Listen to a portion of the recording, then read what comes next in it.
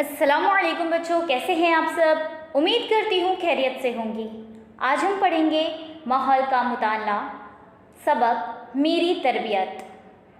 आपको यहाँ पर तस्वीर नज़र आ रही है, बताइए तो भला इस तस्वीर में आपको क्या नज़र आ रहा है। इस तस्वीर में छोटे बच्चे अपने बड़ों से क्या सीख रहे हैं। छोटे से बड़े होते हुए हम कई छोटी मोटी बातें सीखते हैं। इस तरह हमारी आदतें बनती जाती हैं, हम अपनी पसंद नापसंद जानने लगते हैं। आहिस्ता आहिस्ता हमारे ख्यालात पुख्ता होने लगते हैं। इसी को तरबियत पाना कहते हैं। आपने अपने बचपन की तस्वीर देखी होगी। आपने रेंगना शुरू किया, फिर चलने और बोलने लगे। दांत किस तरह साफ़ किए जाएं, किस तरह नहाएं, खाना गिराए बगैर किस तरह खाएं, बड़ों से आपका बर्ताव कैसा हो, इस तरह की छोटी छोटी बातों से आपने बहुत कुछ सीखा है। स्कूल का बैग किस तरह तैयार करें, साइकिल किस तरह चलाएं, मोबाइल के गेम किस तरह खेलें, जानवरों को चारा कब दें, दुकान से सौदा सुल्फ किस तरह लाया जाए, अजनबी लोगों से कैसा बर्ताव करें, ऐसी एक लंबी फहरिस्त हम तैयार कर सकते हैं। ये तमाम बातें आपने कैसे सीखे, ये तमाम बातें आपको किसने सिखाई। इनमें से कई बातें आपने अपने वालिदैन और रिश्तेदारों से सीखी होंगी। वालिदैन हमारी उंगली पकड़कर हमें चलना सिखाते हैं, बोलने और बर्ताव करने का तरीका बताते हैं। गलती हो तो किस तरह सुधारें ये सिखाते हैं। उनको ये लगता है कि हम एक अच्छे इंसान बने। जो हमारी आदतें हैं कि हमें किस तरह खाना है, किस तरह बोलना है, किस तरह बर्ताव करना है, छोटों से बड़ों से किस तरह पेश आना है ना, ये सारे जो तरीके हैं वो हमें अपने वालिदैन से सीखते हैं, रिश्तेदारों से सीखते हैं। घर में जो बड़े हैं, भाई बहन है, नाना नानी है, दादा दादी हैं, हम इनसे सीखते हैं। वालिदैन हमारी उंगली पकड़कर हमें चलना सिखाते हैं, बोलने के तरीके सिखाते हैं और गलती हो तो हमें बताते हैं कि किस तरह ये सुधारना है। उनको ये लगता है कि हम एक अच्छे इंसान बने। क्या आप जानते हैं शेर का बच्चा शिकार करना कैसे सीखता है। शिकार करके अपना पेट कैसे भरना, ये शेर के बच्चे को पैदाइश से ही मालूम नहीं रहता। शिकार करना उसे उसकी माँ और ग्रोह के दूसरे शेर सिखाते हैं। पैदाइश के 2 हफ्ते बाद तक बच्चे बहुत नाजुक होते हैं, वो अपनी आंखें तक नहीं खोल पाते, इसलिए उनकी माँ उन्हें सबसे छुपा कर रखती है। ये बच्चे जब 8 हफ्ते के हो जाते हैं तो माँ ग्रोह के दूसरे शेरों से उनकी पहचान कराती है। इस तरह ग्रोह के दूसरे शेर भी बच्चों की देखभाल करने लगते हैं। उनकी उम्र 3 माह होने तक सभी उनका लाड प्यार करते हैं। उसके बाद उनकी शिकार करने की तरबियत शुरू होती है। शिकार करने में माहिर होने के लिए 2-3 साल का अरसा लग जाता है। आपने देखा होगा कि शेर का बच्चा शिकार करता है, लेकिन क्या वो पैदाइश से जब वो पैदा होता है तभी उसको मालूम होता है कि शिकार कैसे करना है? नहीं, शिकार करना उसकी माँ और ग्रोह के दूसरे शेर सिखाते हैं। तो यहाँ पर आपको बताया जा रहा है कि पैदाइश के 2 हफ्ते तक बच्चे बहुत नाजुक होते हैं, वो अपनी आंखें तक नहीं खोल पाते। तो इसके लिए उनकी माँ क्या करती है, उन्हें सबसे छुपा कर रखती है। और जब वो 8 हफ्ते के हो जाते हैं तो उनकी माँ ग्रोह के दूसरे शेरों से उनकी पहचान कराती है, मिलवाती है और इस तरह ग्रोह के दूसरे शेर भी उस बच्चे की देखभाल करने लगते हैं। और जब उनकी उम्र 3 माह होने तक सब उनसे लाड प्यार करते हैं और उसके बाद उनके शिकार करने की तरबियत शुरू होती है। और शिकार करने में माहिर होने के लिए उन्हें 2 से 3 साल का अरसा लग जाता है।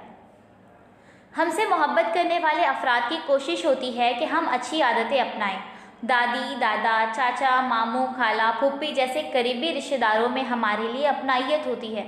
उनसे हम बहुत कुछ सीखते हैं। अपने काम हम खुद किस तरह करें, ये करीबी रिश्तेदार ही हमें सिखाते हैं। और यही काम जब हम अच्छी तरह करने लगते हैं तो सब हमारी तारीफ़ करके हिम्मत अफजाई भी करते हैं और कहते हैं कि अब आप बड़े हो गए हैं। बताइए तो भला आपके वालिदैन और रिश्तेदारों से आपने क्या क्या बातें सीखी हैं, उसकी फहरिस्त बनाइए। गौर कीजिए कि ये सब बातें आपने किस तरह सीखे। क्या आप जानते हैं बाबा आमटे ने अपनी सारी ज़िंदगी समाजी खिदमत के लिए वक्फ कर दी। जज़ामी, नाबीना और माजूर अफराद को उनके पैरों पर खड़ा करना उनकी ज़िंदगी का मकसद था। उनके इस काम में उनकी बीवी साधना ताई ने उनका भरपूर साथ दिया। उनके लड़के और बहुओं ने भी उनके इस काम को आगे बढ़ाया और अब उनकी तीसरी नस्ल भी इस काम में उनकी मदद कर रही है। वालिदैन, दादा दादी की शुरू की हुई समाजी खिदमत को जारी रखने की इस मिसाल से हमें भी तहरीक मिलती है ना। अब जब हम देख रहे हैं यहाँ पर बताया जा रहा है कि जो बाबा आमटे हैं उन्होंने सामाजिक खिदमत के लिए अपनी ज़िंदगी वक्फ कर दी और उन्हीं का देखा देखी उनकी बीवी ने भी उनका साथ दिया और उसके बाद उनके लड़के, उनके बेटे और उनके बहुओं ने भी इस काम को आगे बढ़ाया और अब उनकी तीसरी नस्ल भी इस काम में उनकी मदद कर रही है। तो जो हमारे वालिदैन करते हैं, दादा दादी करते हैं, वही हम भी सीखते हैं। इस मिसाल से हमें ये मालूम होता है। ऐसा नहीं है कि कोई भी बात हम सिखाने पर ही सीखते हैं, हम अपने इतराफ़ होने वाली बातों को देखकर भी बहुत कुछ सीख सकते हैं। हमारे दोस्त सहेलियाँ किस तरह बातचीत करते हैं, कपड़े कैसे पहनते हैं, कौन से खेल खेलते हैं, पढ़ाई किस तरह करते हैं, ऐसा सब कुछ हम गैर महसूस तौर पर सीख लेते हैं। कई दफ़ा तो उन्हीं की तरह बर्ताव करने लगते हैं। स्कूल में सरपरस्त मुअल्लिम मीटिंग के लिए सरपरस्त आए हुए हैं। वो आपस में क्या बात कर रहे हैं, आइए देखते हैं। रेणुका की अम्मी। पहले रेणुका उसल नहीं खाती थी, लेकिन जब से स्कूल जाने लगी है तब से हर चीज़ अच्छी तरह खा लेती है। रशीदा की अम्मी।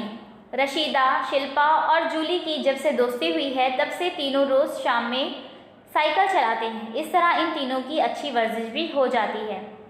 परवेज़ के वालिद। सलमान, परवेज़ और अनिल की जब से दोस्ती हुई है तब से परवेज़ बहुत दिलचस्पी से पढ़ाई करने लगा है। क्या हुआ कि ये आदतें उनमें कहाँ से आई? अपने दोस्त सहेलियाँ जब उन्होंने देखा, पहले रेणुका ने क्या देखा कि स्कूल में जो बच्चे आते हैं, जो उनकी सहेलियाँ दोस्त हैं, वो हर चीज़ खा लेते हैं, तो उसमें भी ये आदत आ गई कि अब वो भी हर चीज़ खा लेती हैं। रशीदा, शिल्पा और जूली की जब से दोस्ती हुई, वो क्या करने लगे, तीनों रोज़ शाम में साइकिल चलाने लगे। तो इस तरह उनकी तीनों की अच्छी वर्जिश भी हो जाती है। सलमान और परवेज़ और अनिल की जब से दोस्ती हुई, वो क्या करने लगे हैं, दिलचस्पी से पढ़ाई करने लगे हैं। तो ये आदतें रेणुका, रशीदा और परवेज़, इन तीनों में ये आदतें कहाँ से आई? अपने दोस्तों को देखकर आई। बताइए तो भला, आपको अपने दोस्त या सहेली की कौन सी बात पसंद है और कौन सी नापसंद?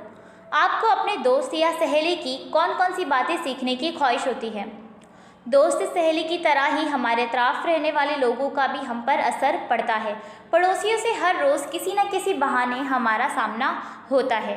एक दूसरे का बर्ताव, बातचीत और खाने पीने के तरीके करीब से देखने का मौका मिलता है।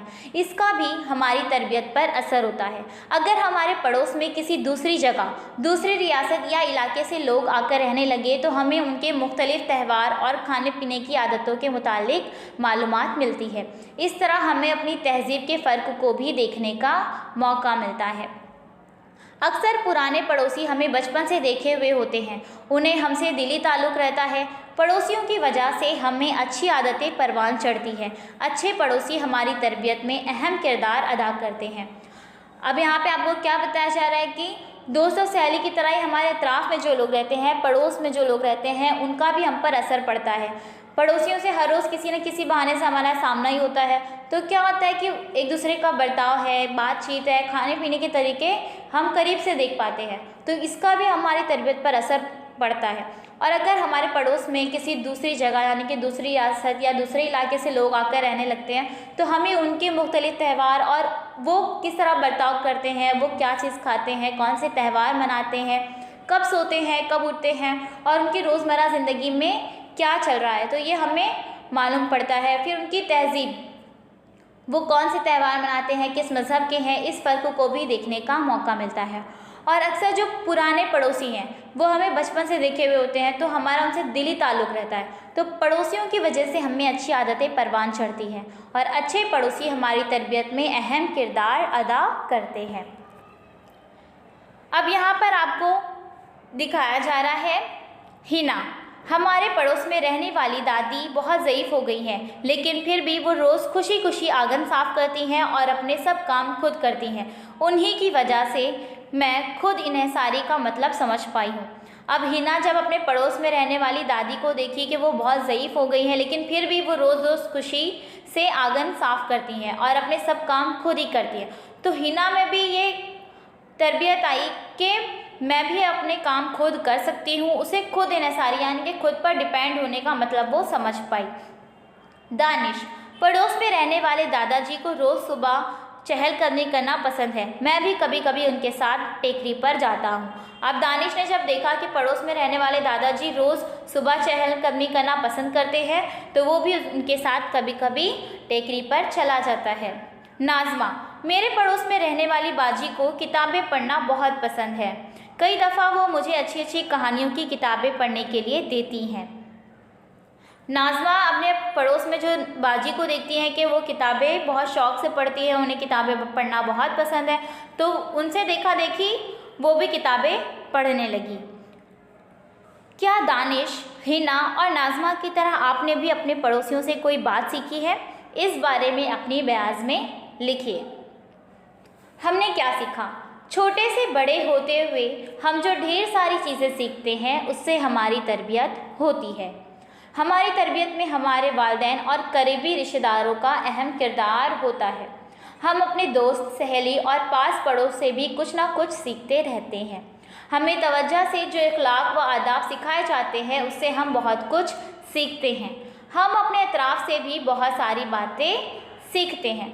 तो उम्मीद करती हूँ आपको अच्छी तरह से ये सबक समझ में आ गया होगा।